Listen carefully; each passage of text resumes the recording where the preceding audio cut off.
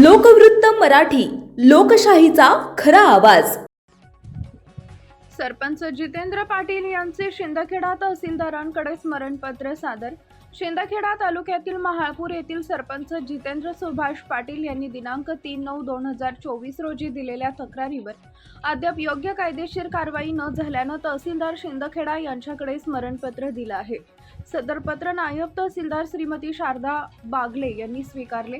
स्मरणपत्रानुसार सरपंचांनी 9 ऑक्टोबर 2024 रोजी तहसीलदारांकडे तक्रार केली होती, परंतु आतापर्यंत कोणतीही कायदेशीर कारवाई किंवा अहवाल प्राप्त झालेला नाही। या तक्रारीमुळे परिसरातील नागरिकांच्या सुरक्षिततेस धोका निर्माण झाल्याचं नमूद केलंय। स्मरणपत्रात जितेंद्र पाटील यांनी नमूद केलंय की तातडीनं सर्व चौकशी पूर्ण करून कायदेशीर कारवाई करण्याचे आदेश द्यावे। तक्रारीत नमूद केलेल्या व्यक्तींविरुद्ध आवश्यक कायदेशीर कारवाई करण्यात यावी।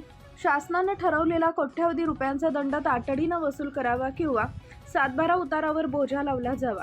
तक्रारदार सतत पाठपुरावा करत असल्यानं त्याच्या जीवाला धोका निर्माण होऊ नये म्हणून पोलीस संरक्षण प्रदान करावे। सरपंचांनी स्मरणपत्रात 20/6/2024 पर्यंत या कायदेशीर कारवाईची माहिती देण्याची विनंती केली आहे। मुख्य संपादक भूषण पवार।